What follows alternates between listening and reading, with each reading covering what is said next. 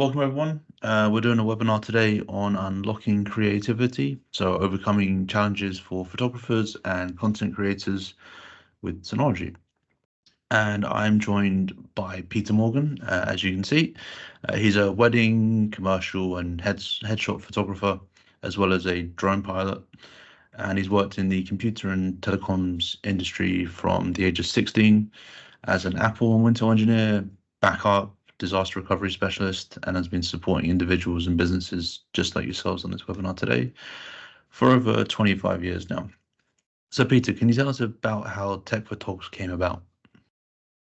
Well, first of all, can I just say thank you as well for inviting me to speak today. It's a great opportunity to be able to chat to everybody and kind of answer any questions that they have, not just with Synology, but regarding technology as well and Synology's place within that. How did Tech for Togs come about? Well, that's an interesting story, really. I had an IT company, not Tech for Togs, but supporting Apple users and doing Wintel machines, networks, and things like that for over 10 years. And really got to the point when my kids were growing up that I was working all the time, didn't really have much of a social life, and had the opportunity to sell my company and step away from IT, which was great. And I really became a photographer just by chance. A friend of mine asked me to photograph his wedding because I was the only person he knew at the time with a digital camera.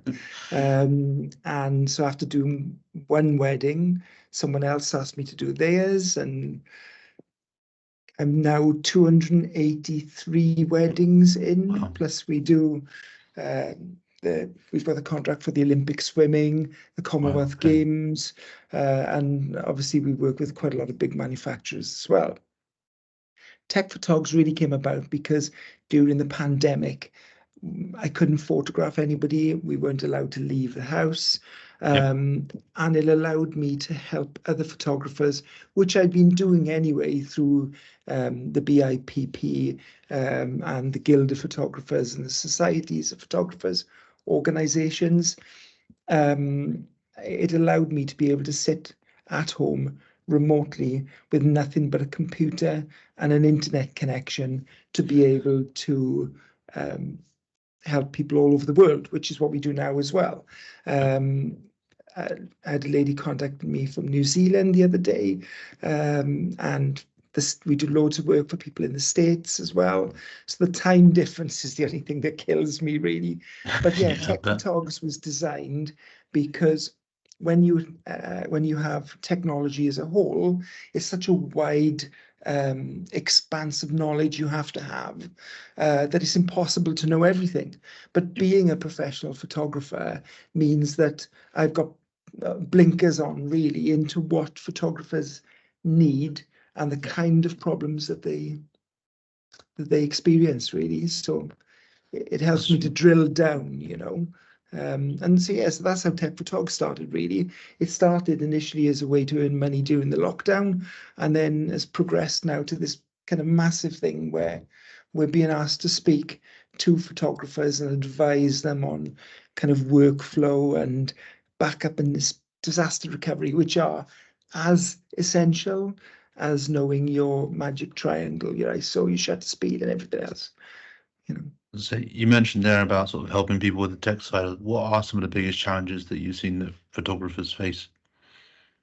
Well, that's a good question. Photography these days, people think the digital has made photography easier, and it has to a certain extent, but some of the biggest problems that we're facing at the moment for commercial photographers is storage, archiving, and accessibility and scalability. So I'll break that down roughly. So storage, obviously, we're talking about with wedding photographers, you're talking about thousands of files per wedding sometimes. Accessibility, being able to access those files very quickly, as well as previous weddings or previous work that you've created. So accessibility and is key.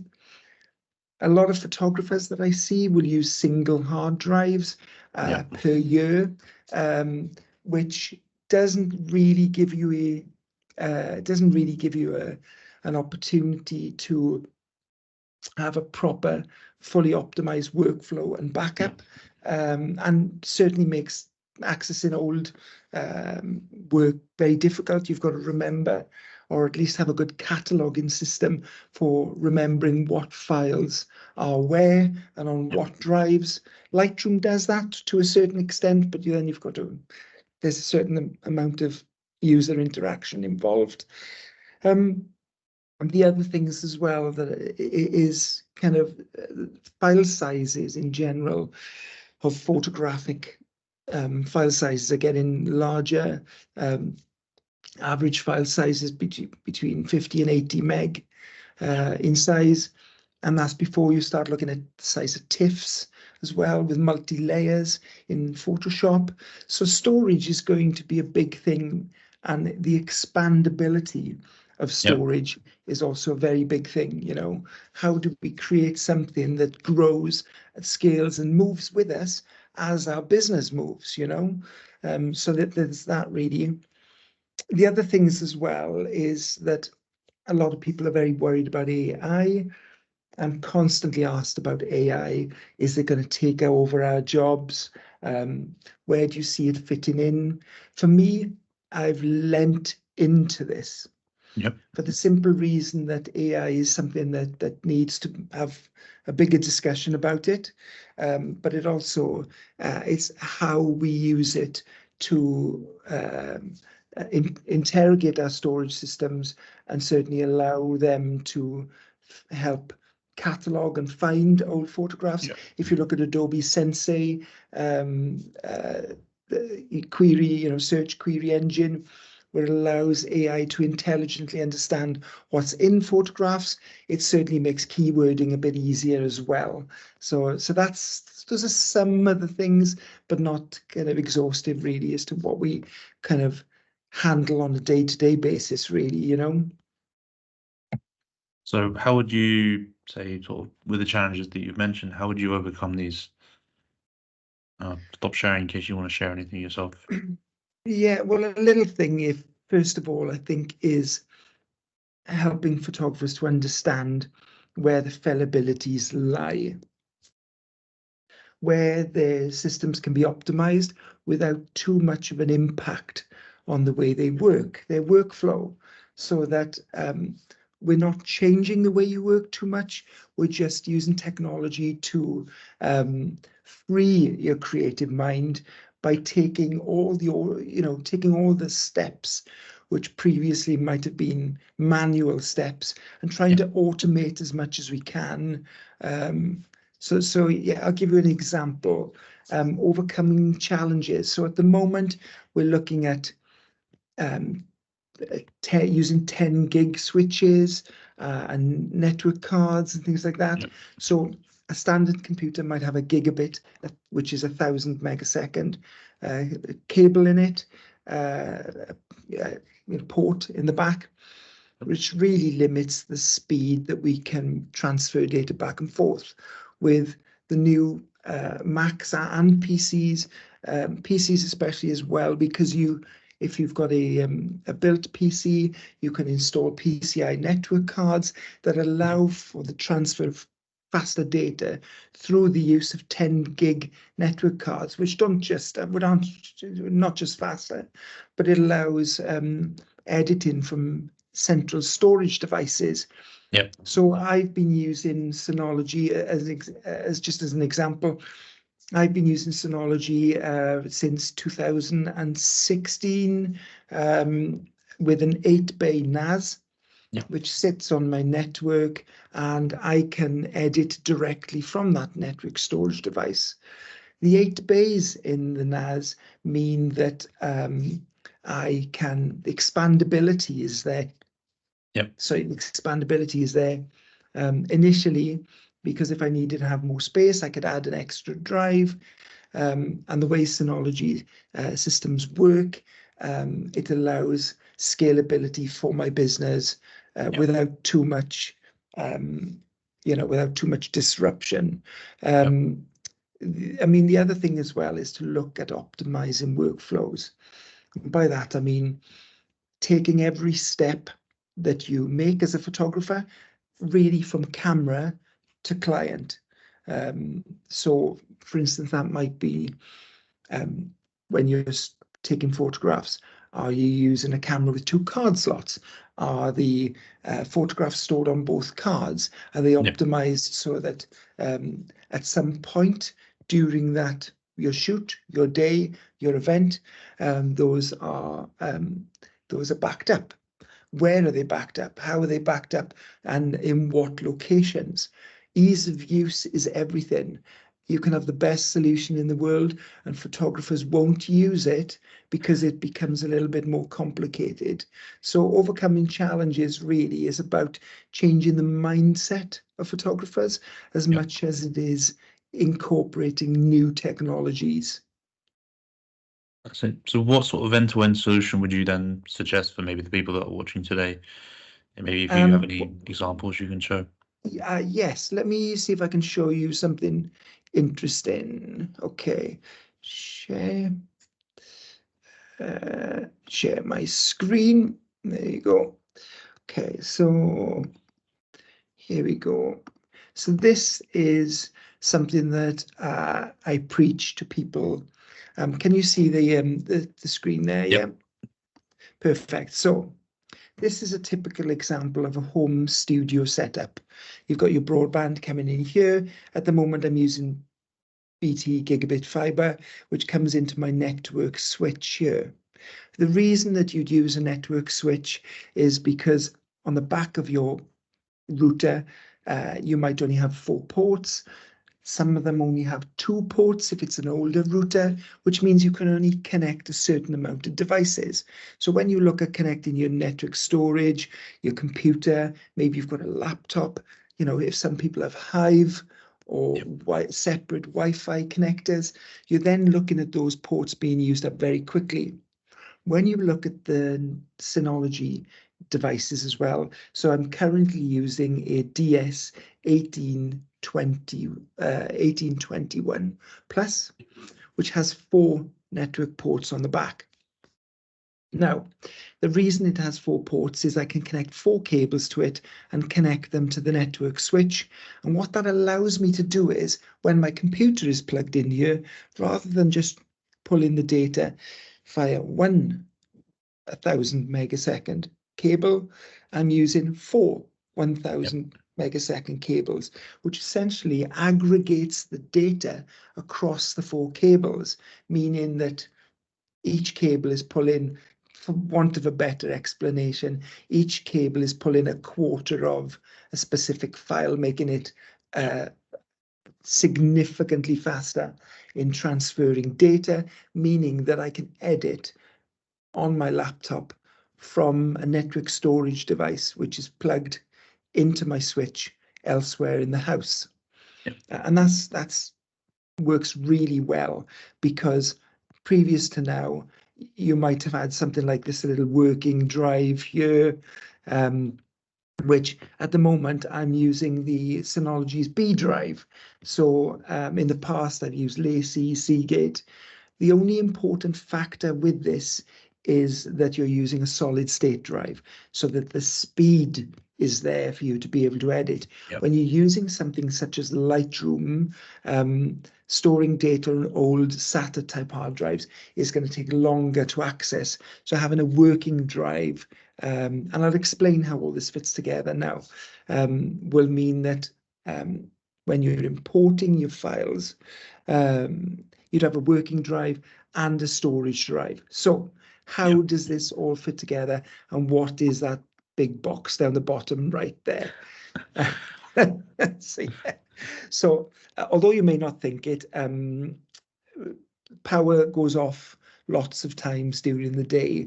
You might have a blackout where the power goes off completely, or you might have what's called a brownout, which is where the power flicks on and off, but you won't actually notice it. So this is a UPS. This is an uninterruptible power. Try saying that on a Saturday morning. Uninterruptible power supply. And essentially, all it is a big battery. And in there, I've got my network switch, my broadband, my network storage device, so that if the power goes off, this device will keep this running for up to 20 minutes. The time depends on what model you buy, how big the battery is, and how many devices you have plugged into it. The Synology integrates perfectly with APC, and it'll even email me and tell me when the power's gone off and when the UPS is taken over, and it tells me when it comes back on as well, which is great. So a typical workflow might be you come back from your shoot, you put your cards into your computer and import them into Lightroom. Now, Lightroom allows you to import your pictures to more than one location on import, which I'll show you in a second. When you import them to a working drive, okay, you can also choose to use a second location, and then you put those pictures onto your NAS storage, which then, for me, overnight, backs up to my Synology storage, which is online storage that I've got that basically takes a big image of everything, dumps it into the cloud for access anywhere at any time. I've also used Backblaze as well, which backs up certain other files and things that are less important to my business, but not necessarily photographs, things like documents and other information. It's a good second backup for things that are important to my business. So let's have a little look how Lightroom works in that respect, okay? So I'm just going to minimize this here. Minimize this. And if I come down to Lightroom here, there you go. That was last week's wedding.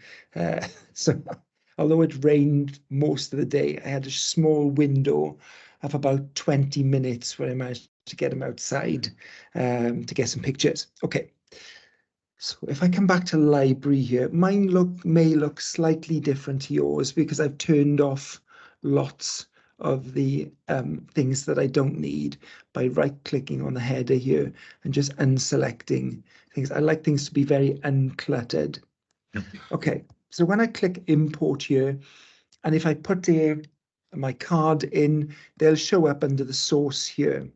Now, up the top here, it's very important to choose copy rather than add. You'd only really use add if you're adding files that are already on your network storage device that aren't in Lightroom.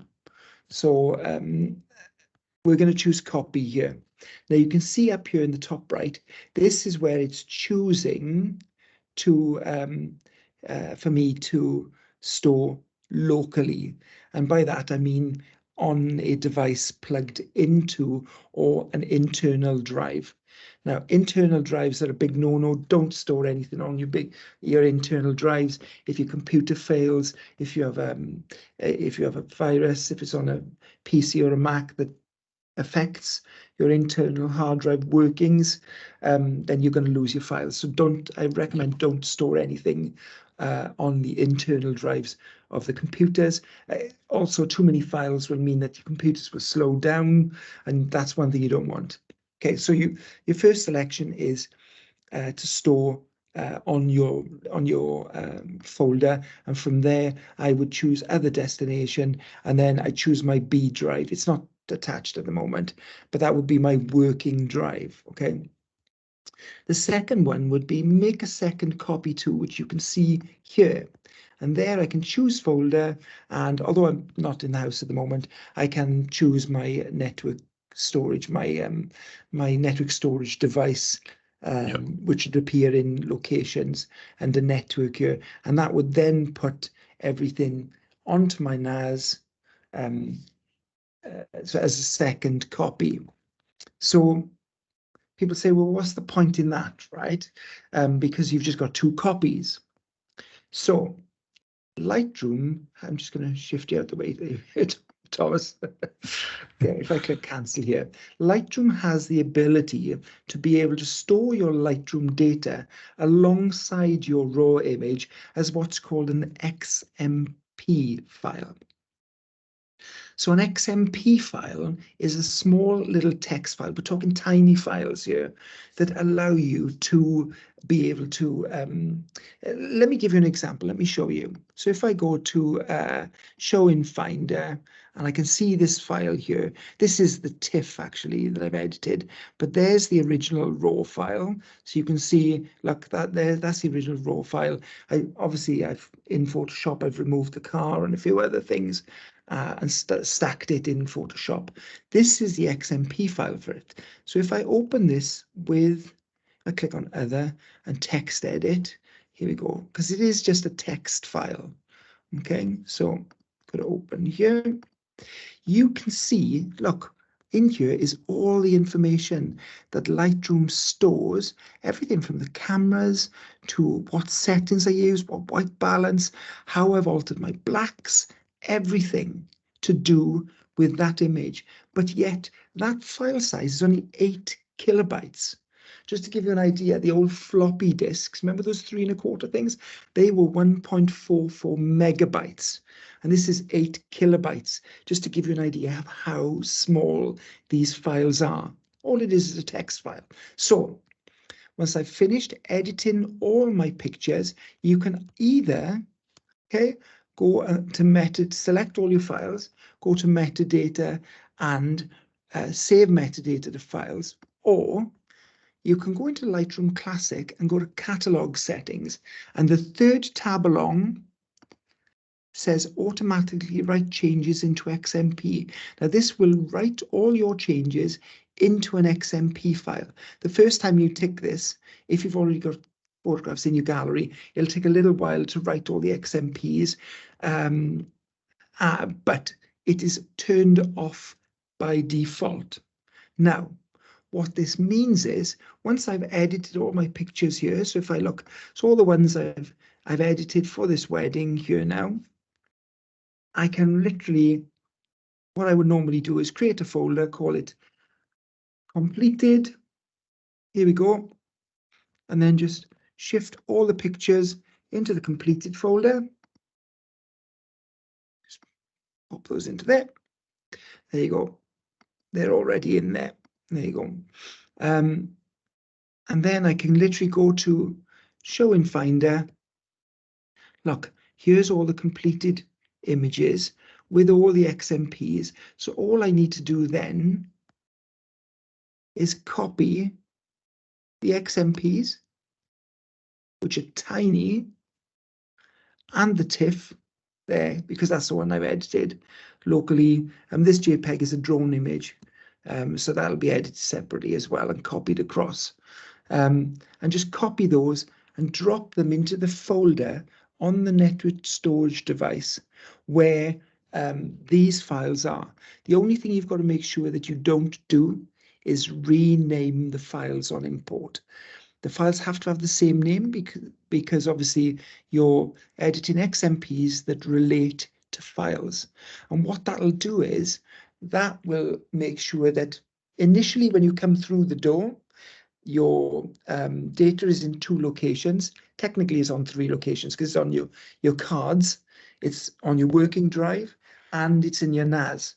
And when that NAS my NAS is set to back up every night, so it will back up into the cloud and it will store technically in 4 places. So I can then take those cards away, format them, ready for the next job, knowing that once I've finished the edits on the working drive, all I do is copy the XMPs across, and then all my edits are then on the NAS, which is a RAID array, which means that the data is stored across multiple drives, which gives me a bit of redundancy if one of the drives fails. but it's also stored in the cloud then as well. In my case, in two places, in two separate places as well. Does that kind of make sense there? So and moving these Definitely. XMPs is very, very fast process. The reason I do this bit manually is because I might choose which ones I want to edit and choose which ones I don't want to edit. And that saves me a space, but also lets me know I can literally come back to here and instantly see all the photographs that I've not edited. So there you go. There's a couple of the groom. He's got dark circles under his eyes. So maybe we'd edit those, what have you. So that's the reason why we would work in this particular way, really. So if I stop sharing there for a second, there you go, and that should make sense then. There you go. So yeah, Yeah. cool. No, that's brilliant. I mean, we've made everything look really good there, and I'm conscious that people are going to think it's just making Synology look good. Absolutely. So I'll turn it a different way and say, what are the biggest challenges you faced with using a Synology NAS? So that it's not just a Synology's great webinar, maybe what's not so worked so well. Yeah, and I appreciate those of you that are staying right to the end, because this is very interesting. Obviously, before Synology, I used a lot of different devices. I've tried Buffalo, Lacey, Seagate. The reason I sat and ended with Synology is because this is a perfect solution for me. The reason why it's a better solution really is that the scalability is there, but some of the challenges that I see is that this is a premium end product. And when you look at this is a 10-year solution. Just to give you an idea, I had a DS 1817, which I bought in 2017, and ultimately when I upgraded to the 1821, I got rid of the old device. It was still actually working perfectly, but the newer device had some more features that I liked. And it had worked, for a number of years. This Yeah. is a 10-year solution. This will grow with your business. You know, people look at it and go, "Oh my gosh, that's a lot of money to spend out on a particular product." And whilst I always recommend the 8-bay NAS because of the ability, the chance that you can upgrade with extra drives without having Yep. to buy extra units. You can start off with something like the 4-bay units or the 5-bay enclosures as well and grow from there. But ultimately, yeah, cost is obviously a big factor for photographers, and especially if you're looking at the difference between someone going out and buying a new piece of glass, Yeah. and buying a network storage device. So many photographers I know will say, "Oh, I'll just buy a 4 terabyte drive from Yeah. from the internet," but don't be fooled by it. This is this is the solution. I've been doing this for a long time, and we've built these for very, very famous working photographers. With one photographer had 3.4 million photographs stored on his Synology, and it continues to grow with him. Yeah. So yeah, so that's the kind of challenges we come across really, is people look at it and go, "Oh my gosh, that's a lot of money to spend out." But when you spread that across 10 years, this is guaranteed this is going to be less than you're already paying. And the advantages are you can get access to all your old data.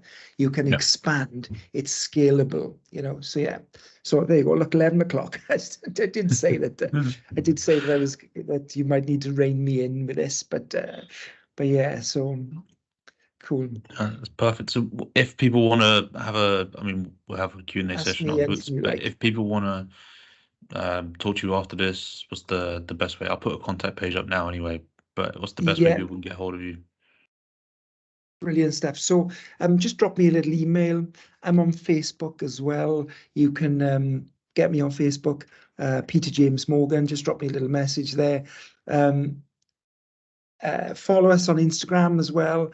My Instagram follower is terrible for tech for Togs, really, because we're so busy, we're so busy just dealing with day-to-day problems and solving people's solutions that I don't post on there as much as I should, but there is more coming, I promise you. So, and we've got some really interesting things in the pipeline as well. Obviously, we're working with Synology to bring you the best solutions, and we'll be featuring a 10 gig network as well, for those of you that do video as well as editing photographs. That's going to be something that we're going to be workshopping and showing you how to do if that's your bag as well.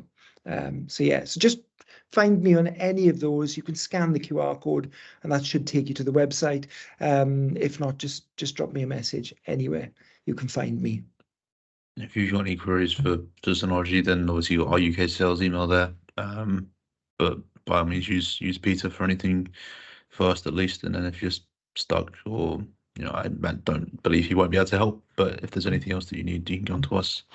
But that's everything we have for you today. So I will say thank you and tune in next time.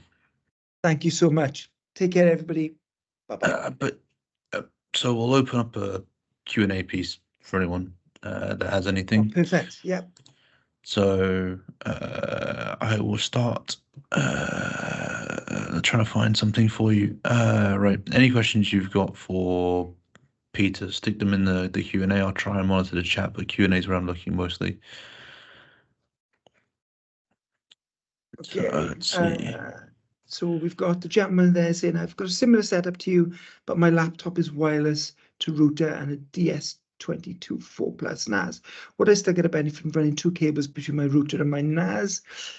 Yes, you can set up, you are going to get slightly better transfer speeds. You're obviously better off running a single a network cable directly into your switch or your router. There is a little bit of configuration that you have to do when you plug the two cables in, but you can talk to us about that.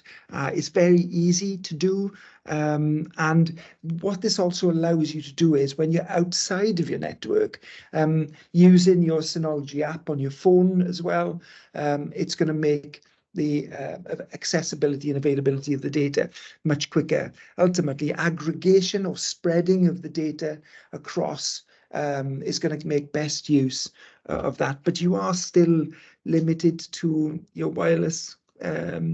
Your wireless speed is just, it's going to max out as as if you're using AC, wireless AC or Wi-Fi 6, then you are going to max out at that. So get cabled if you can. Look at power line adapters as well. You can get 1,000 megasecond power line adapters if your switch or your router is a distance from from your computer. Okay. Hopefully that makes sense. There you go. We'll record. I'll take the Synology Photos mobile one. So yeah, are there any automated tagging features? There should be some anyway that do at least geotagging and pet sort of face. It should be able to recognize people. So that should be there already. If not, maybe there's an update you need to do, but that should be in place. I will move up to another. Peter says, have you considered online storage rather than NAS, such as OneDrive or Wasabi? So Peter, what's your experience been with that sort of use? So very good question. Yes, online storage is very important as a piece of the jigsaw puzzle rather than a solution. So there's an old saying, which is the 3-2-1 saying. You have 3 copies of your data stored in any 2 copies available at any one time, with at least one of them being local to your computer. 3-2-1, right? So your online storage is part of that. Because if you rely solely on that and you have to restore a whole album's worth of data and you are in a location where your broadband speed is limited, that's going to take forever. You have to have a hybrid solution of all 3. Each 3 make the jigsaw puzzle that becomes your magic triangle on site offsite, cloud. Yeah, does that make sense? Yeah. Yeah, definitely. Dave's got an interesting one here. Is it worthwhile putting some automations in place to assist the workflow? I get the manual process, but for simplicity and speed, would this not be more effective and safer for storage to the NAS? Absolutely, if that's your bag. For me, I like to put the automation in place on import. So the automation puts the content in the two places there. My automation is where I use an app that's on the Synology called CloudSync and Hyper Backup. Both of those are perfect, and they automate the backup of photographs that are dropped onto my NAS to my cloud-based service overnight. So when I come back first thing in the morning, I know that those photographs have been backed up overnight. That's where I use the automation. Automating before I know things are edited properly or completed, finished, then adds an extra step into the process where has it backed up unedited photographs? Has it backed up at what stage are they edited? Is half the gallery edited? Is all the gallery edited? Back up the raws, back up the edits. I do it manually because it's easy for me. However, like I said, I'm always open to other solutions and suggestions from people. Working in IT means that there's always somebody else has always got a really great idea that you've not thought of. So kind of reach out with your solutions to me, right? Is it easy? Gordon has said, hi, Gordon, thanks for your question. Is it easy to swap a pair of hard drives from a dual Synology to a 4-bay? Yes. I went from using a DS 1817 with 6 bays, and I literally unplugged them in the order that they were set up into a DS 1821 plus, and it worked straight away. Synology's got a great tech department in the UK that helped me anyway, and I just asked the question before before before things went on. But essentially, it was just plugged it in and it just picked it up straight away. So yeah, I hope that answers your question, Gordon. So the only thing to be aware of with that is making sure that the drives you used previously on the 4-bay are compatible with the new unit that the 2-bay going to the 4-bay. Make sure the drives are compatible. That's the only thing I'd recommend looking at first. Absolutely. Yeah, that's brilliant stuff. Neil Cook has asked me, do you use a single Lightroom catalog for all photographs? Yes, I do. People are like, oh, that's crazy, using one catalog. Let me tell you, I've seen 3.4 million photographs in a single Lightroom catalog, and the only problem that you're going to experience is the size of the preview file. Okay, which when the gentleman came to me, his preview file was about 3 terabytes in size. Can I share my screen for a quick second? Yeah, of course. Okay, here we go. Look at this. So when you go into Lightroom here, on import, it'll automatically generate your previews, okay? And in Lightroom Classic, if you go to Preferences, under Performance, most of the time the raw cache file's set to 5 gig. Mine's set to 25 gig because I need a bigger cache size and it just makes it a little bit faster. You can purge the cache here and here, okay? And it'll get rid of all the preview files. So once you've finished editing a picture, your XMPs have gone across, you don't need those preview files anymore, because if you're ever importing them back in, Lightroom generates the preview files anyway. Now, the preview files can be found. So I said don't store anything on my internal drive, but I deliberately moved stuff here as a demonstration today, okay? So if we look at Samantha and Luke, Hensall Castle here, there's their pictures, which would normally be stored on another drive, okay?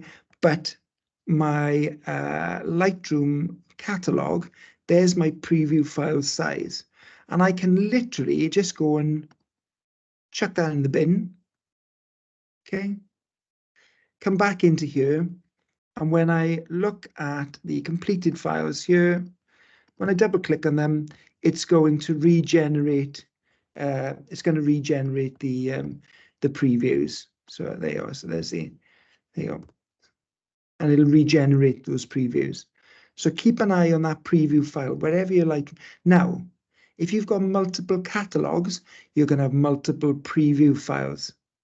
It's just you're trying to juggle all these different files, and it becomes way more complicated than it needs to be. Make life easy for yourself, have one catalog, and just have separate folders or collections or however you want, really. But yeah, so clearing down that preview file will keep the space on your hard drive, on your external drive, or what have you, and it'll do that. Just empty it after you finished editing. Um, I like to do it rather than clicking purge now. I will go in and just manually delete that file, just because it's easier, and I know that it's gone then. So yeah, okay. Let me come back to the Q&A here. So there's one from Peter Kirk. So thank you, Peter. You said, I will try aggregation. Lightroom looks great, but he's only an amateur. Are there any sort of lower cost alternatives that he can use, I guess? Look, Synology as a company develop they've got lots of different products. I'm not going to go into all the different type of products there. For me, you've got to think about it like your photographs, okay? When you're selling say you're selling your wedding photography, there's wedding photographers out there where you can have all day photography and they'll do it for 500 quid. When I got married, I wanted a better photographer. So essentially the quality was better. Look at that. Look at your Synology kit in terms of that, right? And I'm not saying that Synology is, the only manufacturer out there. What I'm saying is, in my experience, and I've been doing this since I was 16, Synology is the best solution for me right at this minute. And I stick with them because it works. And I've tried loads of others, and they just don't have the features that Synology has. How much? So I hope that answers that question. So start with a smaller 2-bay unit or a 4-bay unit, and go from there, really.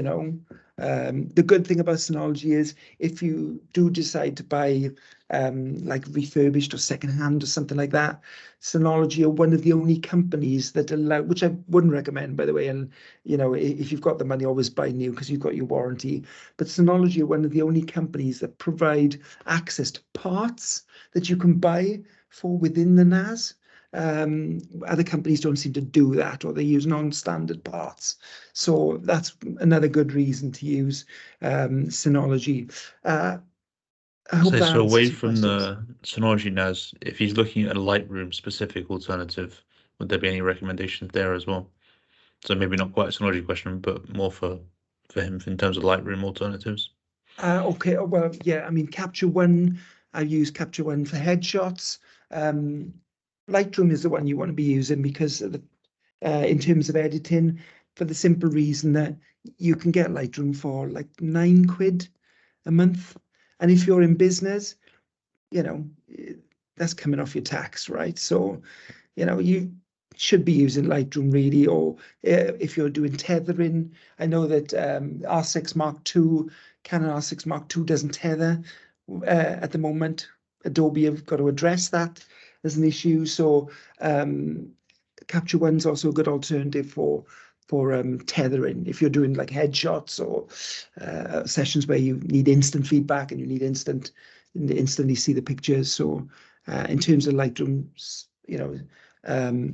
I have used others before now, but I settled with Lightroom because it's such a great product. It's like 9 Yeah. quid a month, Yeah.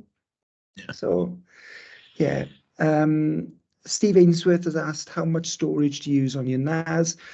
So I started with 10 terabytes on there.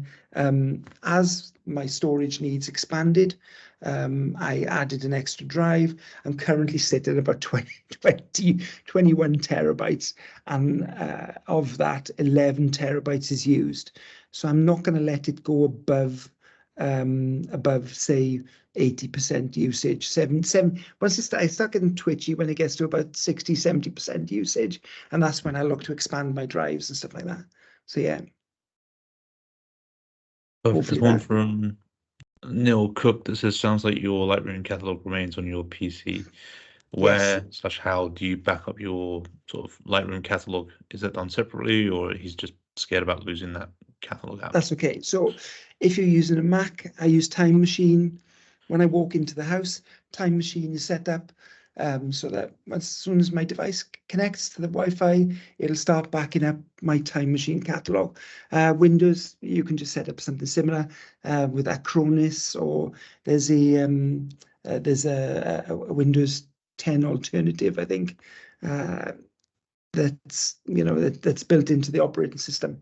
Time Machine means that anything that's on my Mac is instantly backed up to that, and backed up every hour.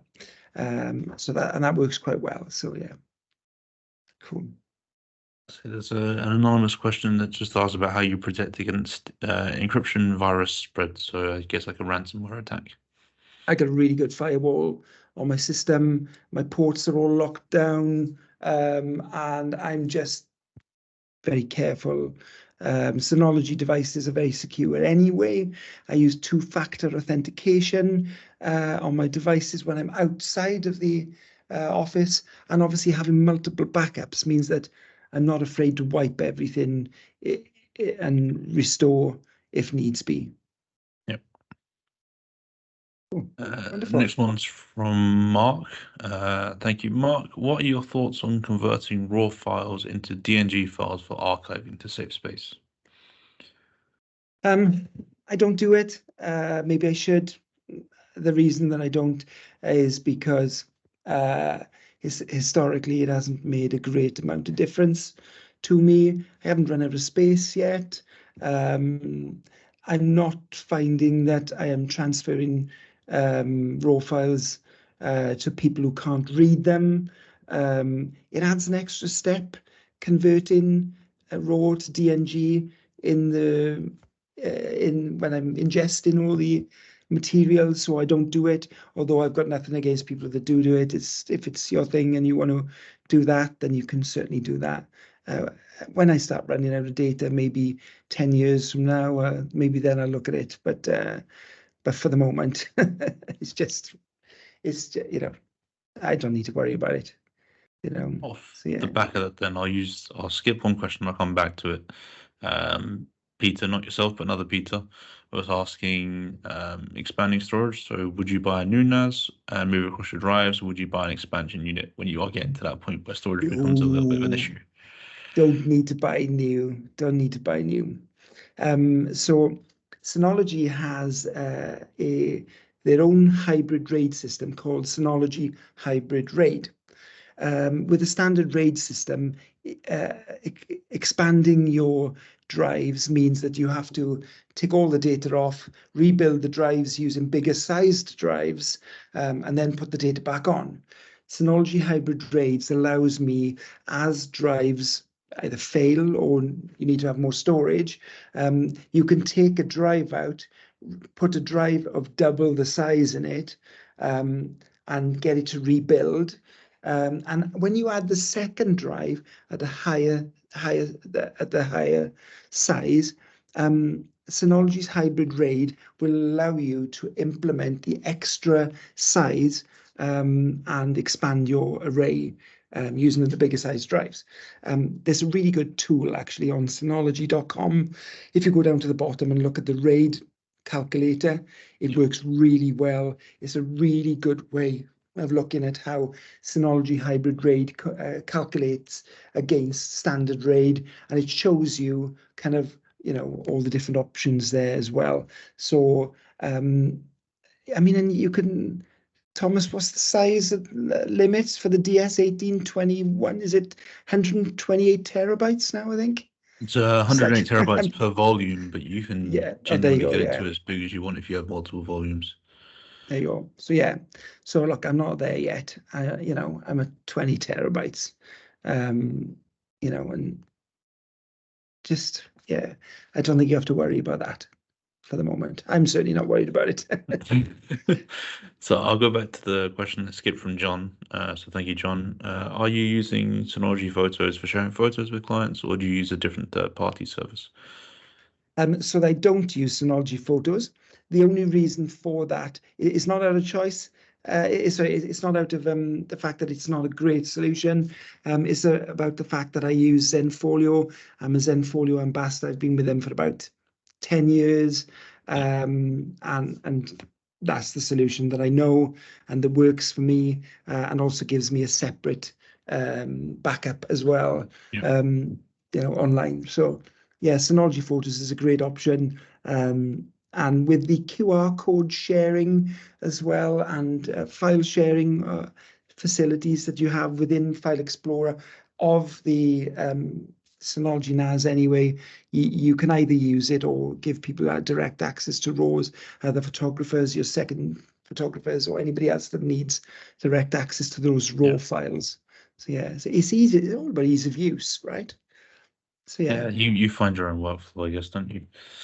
Absolutely. Uh, There's no one, I will say this, there's no one workflow that works for everybody. What you do is start with a framework, NAS, Drive, online, offsite, and then you add your way of working into that. So it becomes your hybrid way of working, with the idea being that when we design these systems, that we change your way of working as little as possible by making small adjustments to the way you work, so that we're not asking you to do something that's massively different to kind of how you used to working, but more implementing best practice into how you work. So yeah. I'm going to combine two questions into one. I'm going to answer Peter's quickly. Peter has a DS1821 Plus, that's the unit he's using. I can combine two questions. So one was asking what brand and model of Argo drives do you use for your Synology NAS system, or what would you suggest? But there's another question that goes hard drives or SSDs. So I can kind of combine the two and you can answer both. That's a very good question. I use Synology drives. I use Western Digital Red NAS drives, and I also use Seagate Iron Wolf as well. And that's not necessarily because of one outperforming another, although compatibility issues aside, you're always better off using drives made by the manufacturer than you are using drives that are not on a recommended list or what have you. That being said, Synology is compatible with pretty much every device, every drive on the market, which is a beauty. But I mean, the technical support kind of person within me sort of says, never buy 4 drives of the same manufacturer at the same time, because if you end up with a fault on one of them and they've got consecutive build numbers, you could end up with a fault across 4 drives. So having drives that are the same size with the same number of heads and same speed, but different manufacturers, does have benefits. That being said, if you want to use the SSDs for caching or for creating a specific array within that's going to be incredibly quick, you're going to want to use Synology drives, because you can only use them to make, you can only use Synology SSDs to make an array within your NAS. You can use any brand to make a cache, but if you want to make a separate array for just storing stuff that's you need incredibly fast access to, you're best off using the Synology devices. If that So, makes sense. yeah, from your experience, so I don't think there's any more questions, so I'll kind of just change one of them slightly. Hard drives have been quick enough. Is there any been requirement for SSDs on NAS? Look, when you're talking about data coming in and out, we talk about them in terms of IOPS, in out per second. So IOPS, the higher the number of IOPS, the more data transfers that you get between it. To get the highest amount of IOPS, you obviously want the fastest speed drives, but it's where your bottleneck occurs. So think of this. You've got the fastest drives in your device. You've got four data network cables aggregated into your switch, and you're connecting using Wi-Fi. That's where your bottleneck is. If you are, Thomas is laughing, but he knows exactly what I'm talking about here. So where your bottleneck occurs means that you have to have all your devices have to be of a comparable quality. There's no point in buying a 10 gig switch to use if you're using Cat5e cables on a 100-meter run and you've got 5400 speed drives within your device. Everything has to match up in the process to where it kind of, to where it sits, really. It all has to be of a similar quality, really. So yeah, so hopefully that kind of that answers your question, really. Definitely. Start looking at your bottlenecks, people. It's what we face ourselves quite often when we talk Yeah. to customers. So yeah, I Yeah. don't think there's any more questions in there. So all I say is Thank you thank so you, much, Peter. You've everybody. been brilliant. I think you've helped so many people today. Definitely given That's us no a lot of problem at all. insight. So yeah, I'll put the contact page back up quickly. Yeah, and I Just mean, in and case anyone wants it. reach out to me. Reach out to me. I'll do my best to help wherever I can. If I can give a like a quick answer or just guide you in a certain direction, then I'm more than happy to do that. If you decide you need like an hour of my time, you can I can send you a link to my calendar and you can book in and we'll put the world to rights. Brilliant. So yeah, thank you everyone for joining today, and again, thank you, Peter. Thank you so much. By all means, reach out to anyone, and we'll see what we can do for you. Thank you very much. Thanks, guys. Bye. Bye-bye.